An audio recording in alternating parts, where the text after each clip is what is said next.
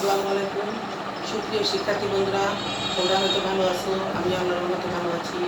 আমি শাহনাজ পারভীন, সরকারি শিক্ষক, নলদা বহুমুখী মাধ্যমিক বিদ্যালয়, প্রস্তাবিত শেখ লুৎফর রহমান বহুমুখী মাধ্যমিক বিদ্যালয়ের পক্ষ থেকে তোমাদের শুভেচ্ছা জানাচ্ছি। আজ আমি আলোচনা করব দশম শ্রেণীর বাংলা দ্বিতীয় পত্রের বিশেষণ পদ সম্পর্কে। আমরা যে গত ক্লাসে আলোচনা করেছিলাম যে পদ 5 প্রকার, সেই 5 প্রকার পদ থেকে আমি আজ আলোচনা করব বিশেষণ।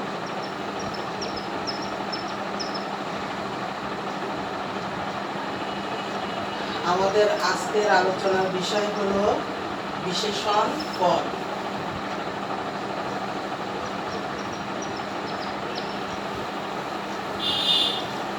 বিশেষণ পদ, যে পদ বিশেষ্য সর্বনাম ও ক্রিয়াপদের, যে পদ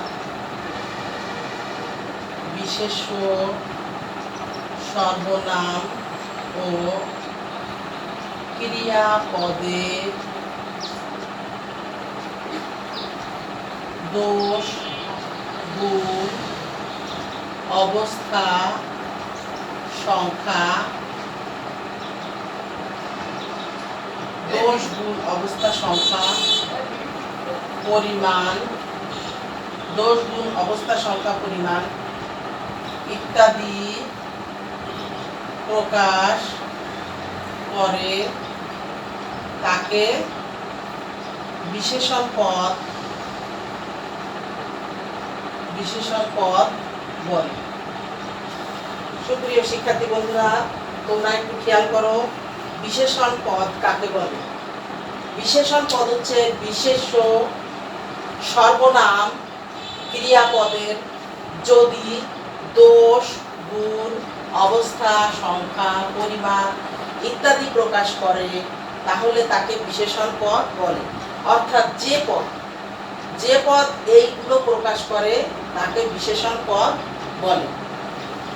অর্থাৎ দোষ, গুণ, অবস্থা প্রকাশ, কারোর যদি দোষ বোঝায়, কোনো ব্যক্তি বস্তুর যদি দোষ বোঝায়, গুণ বোঝায়, অবস্থা বোঝায়, সংখ্যা বোঝায়, পরিমাণ বোঝায়, তাহলে তাকে বিশেষণ পদ বলে। এই বিশেষণকে দুই ভাগে ভাগ করা যায়। বিশেষণের প্রকারভেদ। বিশেষণকে কয় ভাগে ভাগ করা যায়? বিশেষণকে দুই ভাগে ভাগ করা যায়। কি কি? এক হচ্ছে নাম বিশেষণ ও দুই হলো ভাব বিশেষণ। নাম বিশেষণ ও ভাব বিশেষণ। আমরা সর্বপ্রথম নাম বিশেষণ সম্পর্কে আলোচনা করব। খেয়াল করো তোমরা, বিশেষণ পদ কাকে বলে লিখে নাও।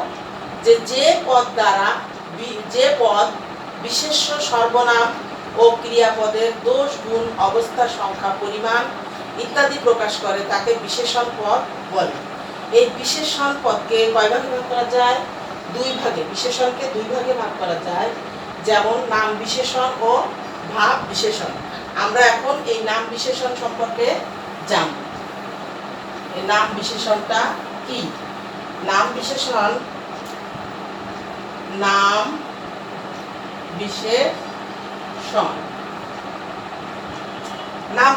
কি?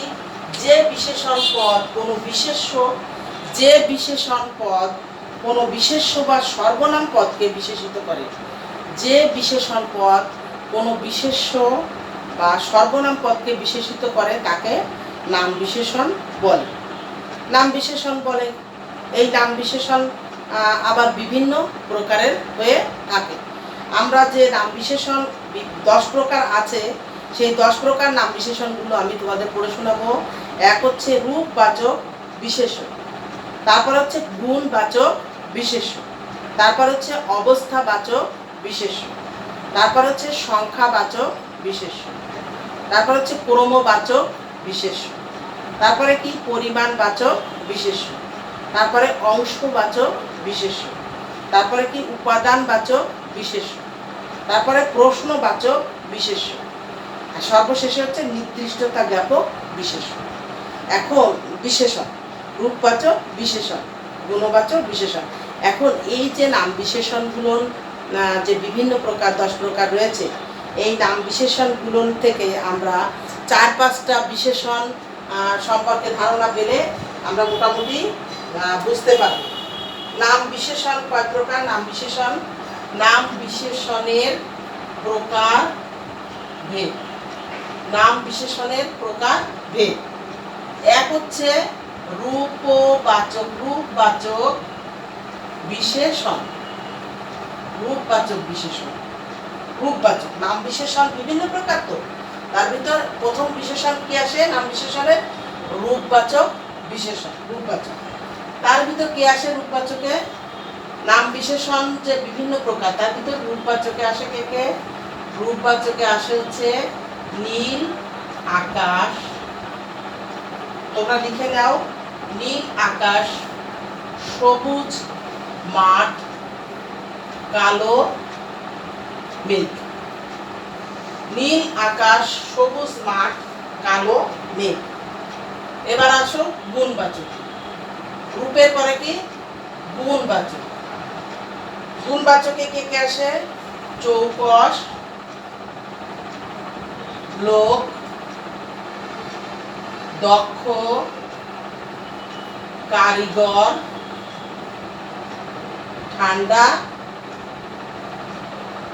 ঠান্ডা হাওয়া।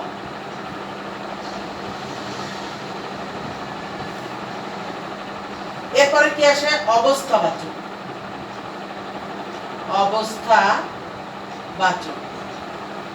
অবস্থাবাচকে কারা কারা আসে? তাজা মাছ, রোগা ছেলে, খোড়া পা।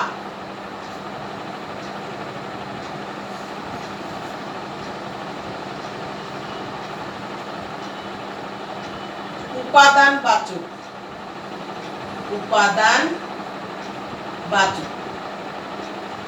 উপাদানবাচকে কি আসে? বেলে মাটি, মেটে কলসি, আর হচ্ছে পাথুরে মূর্তি।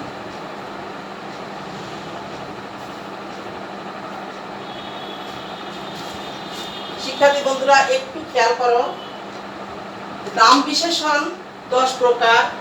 এই নাম বিশেষণ যে 10 প্রকার, এর ভিতর আমরা যদি এই 4টে শিখি, এই 4টের ভিতরেই আমরা মোটামুটি ধারণা পেয়ে যাব। দেখো, প্রথম আসে রূপবাচক বিশেষণ। কি আসে? নীল আকাশ, অর্থাৎ রূপ, আকাশের রূপ প্রকাশ করছে, মাঠের রূপ প্রকাশ করছে, সবুজ মাঠ। মেঘ কেমন? কালো মেঘ। এটা কি প্রকাশ করে? রূপ। এরপরে কি আসে? গুণবাচক বিশেষ্য। তোমরা লিখে নাও, গুণ প্রকাশ করছে, লোকটা কেমন? চৌকস। কারিগর কেমন? দক্ষ। হাওয়া কেমন? ঠান্ডা। তোমরা গুণবাচক লিখে নাও, চৌকস লোক, দক্ষ কারিগর, ঠান্ডা হাওয়া। নীল আকাশ, সবুজ মাঠ, কালো মেঘ রূপবাচক। গুণবাচকে কি বোঝায়? চৌকস লোক, দক্ষ কারিগর, ঠান্ডা হাওয়া। এবার অবস্থাবাচকে কারা আসে? তাজা মাছ, রোগা ছেলে, খোড়া পা। উপাদানবাচকে কারা আছে? দেখো, মাছ কেমন? মাছের দোষ গুণ প্রকাশ করছে, মাছের অবস্থা কেমন? যে মাছ তাজা। ছেলের অবস্থা কেমন? ছেলেটা রোগা। আর পায়ের অবস্থা কি? খোড়া পা। এবার আসো উপাদানবাচক। মাটি কোন উপাদানের? বেলে মাটি। কলসি কি দিয়ে তৈরি? কোন উপাদানের? মেটে কলসি। মূর্তি কোন উপাদান দিয়ে তৈরি? পাথর দিয়ে, পাথুরে মূর্তি।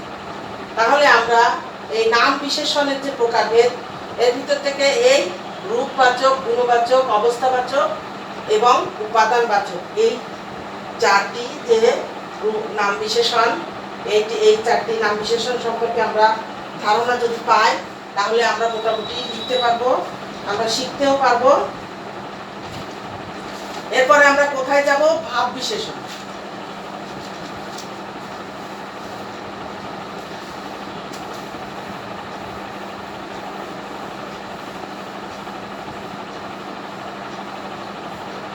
বিশেষণ।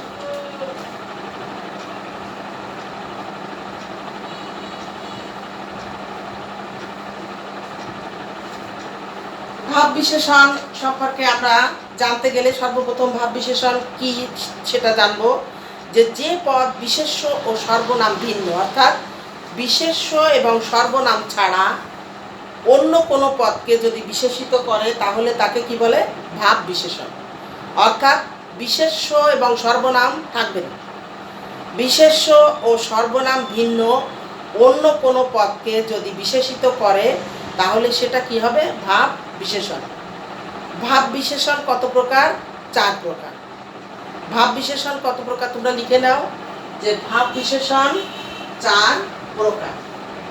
ভাব বিশেষণ 4 প্রকার তোমরা লিখে নাও, যে ভাব বিশেষণ কত প্রকার? 4 প্রকার। 1 হচ্ছে ক্রিয়া বিশেষণ, 2 হচ্ছে বিশেষণের বিশেষণ, অর্থাৎ বিশেষণীয় বিশেষণ। বিশেষণই তো দোষগুণ প্রকাশ করে। এই বিশেষণের যে দোষগুণ প্রকাশ করে সেই দোষগুণ প্রকাশ আবার দ্বিতীয়বার করবে, অর্থাৎ 2 বার দোষগুণ প্রকাশ করবে। বিশেষণ তো দোষগুণ প্রকাশ করা বোঝায়, সেই বিশেষণের আবার দোষগুণ প্রকাশ করবে, তাহলে সেটা কি হবে? বিশেষণের বিশেষণ। এবারে কি আসে? অব্যয়ের বিশেষণ। আর 4 নাম্বার হচ্ছে বাক্যের বিশেষণ। অর্থাৎ ভাব বিশেষণ 4 প্রকার। কি কি তোমরা লিখে নাও, ক্রিয়া বিশেষণ, বিশেষণের বিশেষণ, অব্যয়ের বিশেষণ এবং বাক্যের বিশেষণ। আমরা সর্বপ্রথম কি আলোচনা করব? ক্রিয়া বিশেষণ।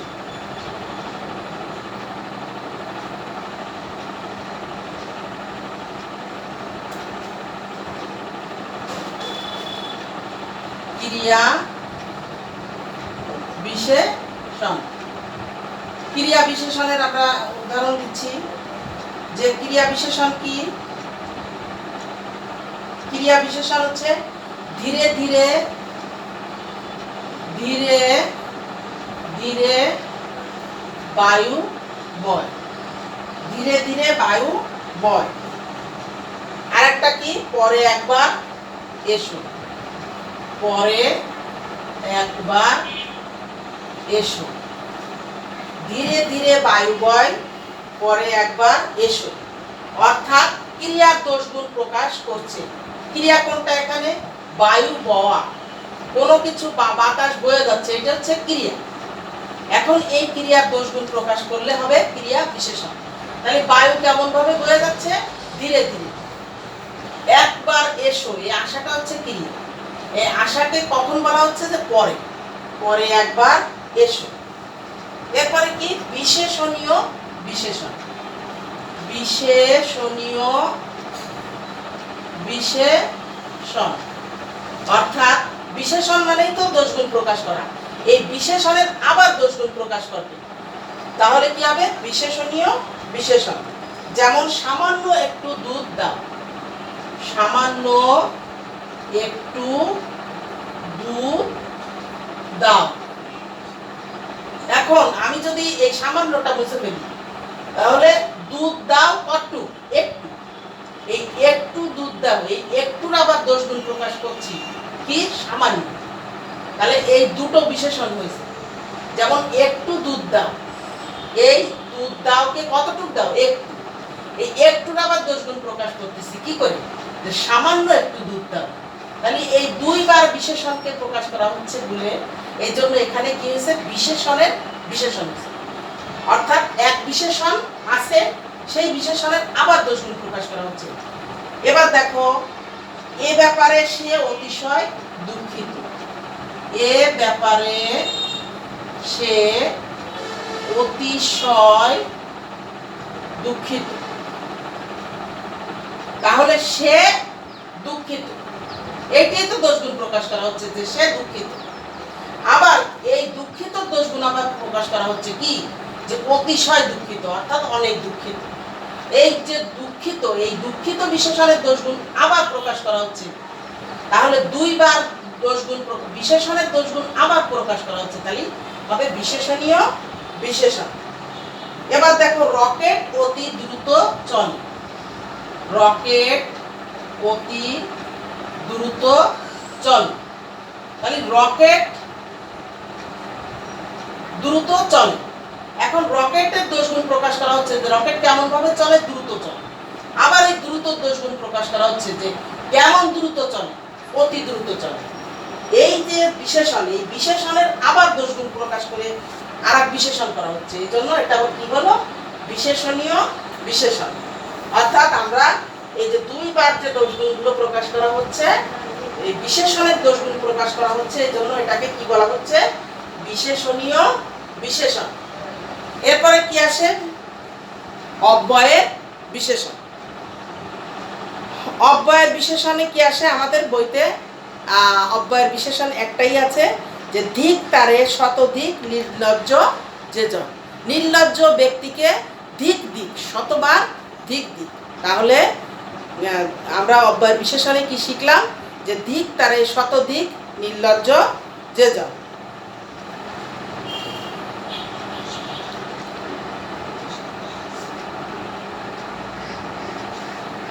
এরপরে কি আসে, বাক্যের বিশেষণ। বাক্যের বিশেষণে কি আসে, যে দুর্ভাগ্যক্রমে দেশ আবার নানা সমস্যার জালে আবদ্ধ হয়ে পড়েছে। একটা বাক্যের দোষগুণ প্রকাশ করা হচ্ছে যে দেশ সমস্যার জলে আবদ্ধ হয়ে পড়েছে। এই দেশ যে সমস্যার জলে আবদ্ধ হয়ে পড়েছে কি জন্য, কি কারণে, দুর্ভাগ্যক্রমে। তারপরে একটা আছে কি, যে আজ আমাদের কঠিন পরিশ্রমের প্রয়োজন। কি জন্য, যে বাস্তবিকই সত্যি সত্যি আজ আমাদের কঠিন পরিশ্রমের প্রয়োজন।